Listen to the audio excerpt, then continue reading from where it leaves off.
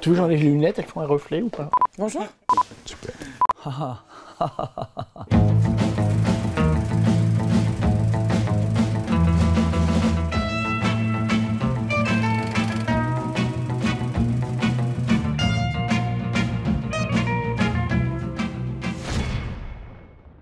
Le Cercle, c'est une émission de critique de cinéma. C'est un groupe de critiques qui parlent, qui s'empoignent sur les films de la semaine. Ce sont des gens passionnés de cinéma qui se plaignent, qui se lamentent, qui souffrent. Et en même temps, ils déclarent leur flamme au 7e art. C'est une des seules émissions où on parle de cinéma d'un point de vue d'analyse et le plaisir de parler des films et en même temps de proposer des éléments d'analyse. C'est pas seulement la seule émission hebdomadaire de cinéma de cinéphiles, c'est surtout un état d'esprit, je crois. C'est-à-dire l'érudition, la passion et en même temps la trivialité, la haine. Chut, silence! Alors qu'aujourd'hui, la critique n'a vraiment plus la cote, c'est le moins que l'on puisse dire, qu'on confond promo et critique, ben voilà, on résiste, et le succès et la longévité de l'émission prouvent qu'il y a des spectateurs pour lesquels la critique est importante. Il ne s'agit pas d'être d'accord avec nous ou pas, d'ailleurs tous les avis sont sur le plateau, simplement dire que le cinéma, ben ouais, ça se débat parce que c'est une passion. Attention des comptes. Qui fait ça? Dans quel pays ça existe? Il n'y a qu'ici. C'est la dernière émission au monde qui parle des films, vraiment. Bonsoir la France et bienvenue dans Le Cercle, l'émission qui attend les films à la sortie pour toi.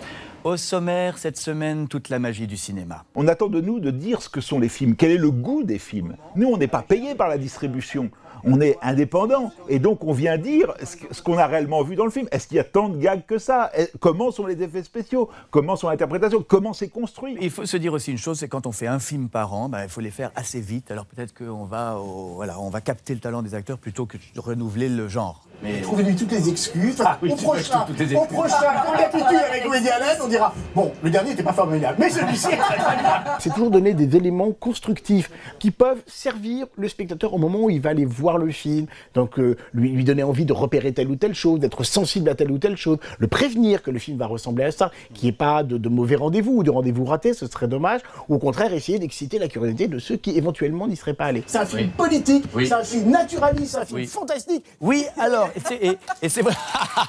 Ben, c'est bien d'être enthousiaste, c'est important d'être enthousiaste. Je pense qu'on est tous mus par cette idée en commun, qui a l'air comme ça d'enfoncer une porte ouverte, mais qui est une vraie vérité, c'est transmettre. On n'est pas le dernier maillon de l'existence d'un film. On est vraiment un tout petit maillon intermédiaire, au même titre qu'une attachée de presse, qu'un affichiste, enfin, tous les gens qui vont faire que le film va aller jusqu'à un spectateur. Oh non!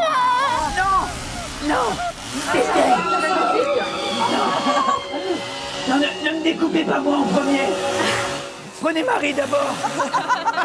L'extraordinaire avantage de cette émission, c'est qu'on est à la télévision, vous l'avez remarqué, et qu'on peut passer des extraits des films. Oui, on a des extraits d'ailleurs. On va le montrer. Attention, c'est parti! Allez, Philippe, au boulot. Qui dit passer des extraits, dit on peut les décrypter, ce qu'on appelle le décryptage, les analyser live à l'antenne. Et la caméra passe dessous la balançoire. Regardez ce plan. Et nous, on sait très bien que cette jolie fille là, elle n'est pas pour nous, elle est pour la tronçonneuse.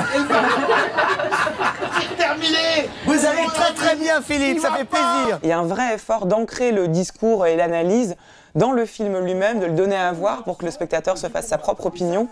Et là, c'est un gage quand même de sérieux et vraiment d'investissement, y compris intellectuel, de la part de nous, chroniqueurs, qui sommes pas là juste pour dire j'aime ou j'aime pas, sinon c'est pas intéressant. Est-ce que vous pouvez vous calmer et m'écouter 2 secondes? Ce qu'il y a d'intéressant aussi, c'est que c'est comme une pièce de théâtre dont le spectateur, s'il est un peu habitué, il connaît les rôles, il connaît la mission de chacun. Il y a une idée de représentation. Je ne dis pas qu'on est des acteurs, on serait plutôt des cabots, hein, mais on va à peine grossir le trait, mais chacun est dans son emploi et on sait très bien ce qui va faire sortir l'autre de ses gonds pour avoir du show, pour avoir du spectacle. Quand on pense que tu fais la fine bouche devant Chemin de Croix et que tu nous dis d'aller voir ça, mais c'est comme si on déboulait chez quelqu'un qui te passe des diapos alors que tu les connais même pas. C'est pas plus difficile de dire qu'on n'aime pas, mais on est plus drôle quand on n'aime pas. Et on adore ça, quand on sent qu'on a une réparation partie à la Cyrano de Bergerac, voilà, qu'on va pourfender le film en 2 mots et qu'on va bien rire sur le plateau. Il faut se méfier de ça parce qu'on ramasse sur l'instant, mais qu'on peut faire vraiment très mal et qu'en plus on n'a pas dit grand-chose en termes de cinéma. À aucun moment,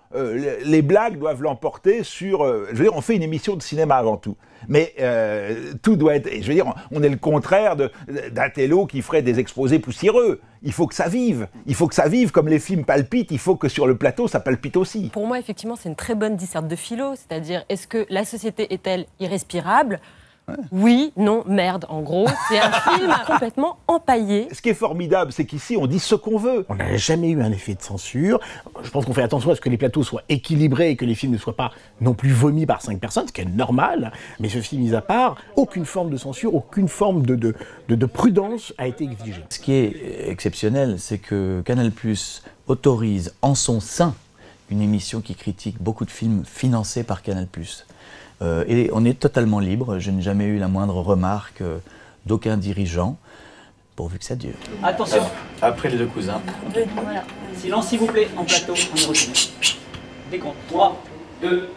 Restons dans le domaine de la religion, car pour certaines personnes, Keanu Reeves est un dieu. Frédéric, il est formidable parce qu'il est exactement tel qu'il apparaît à l'écran et dans la vie. Il est d'abord extrêmement élégant. Toujours avec élégance, tout bien cravaté, tout ça. Et en même temps, il sait très bien jusqu'où il peut aller. C'est-à-dire qu'il va nous relancer, il va nous titiller. Il a une métaphore que je trouve très belle. Il dit « je suis la maîtresse de maison ». Esprit du cinéma, es-tu là? Esprit du cinéma, es-tu là? Si oui, frappe un coup, sinon frappe 2.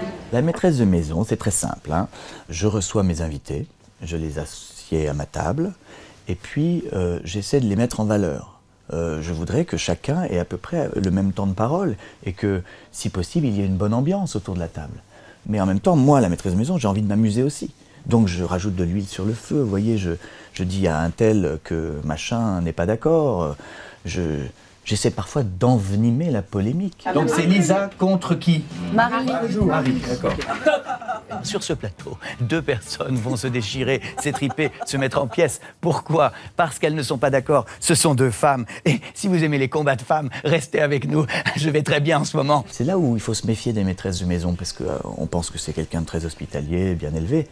Non, pas du tout. C'est très pervers. La maîtresse de maison, elle s'ennuie dans la vie, parce que c'est une bourgeoise mal baisée. Donc elle a envie qu'il se passe quelque chose dans son dîner. Voyez. Je parle à Marie. Oui, parle-moi, je te regarde avec bienveillance. C'est un bon film de procès. Si jamais les gens peuvent ressortir en pleurant, c'est que le dîner était réussi. Bravo, prêt, The Party.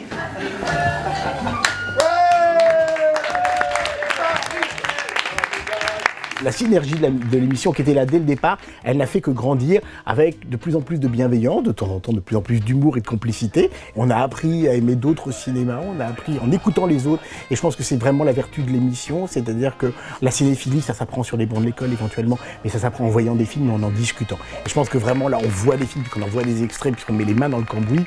C'est une émission qui est toujours aussi agréable à faire et c'est pas toujours le cas à la télé. Il n'y a aucune lassitude. Bonsoir la France. Merci.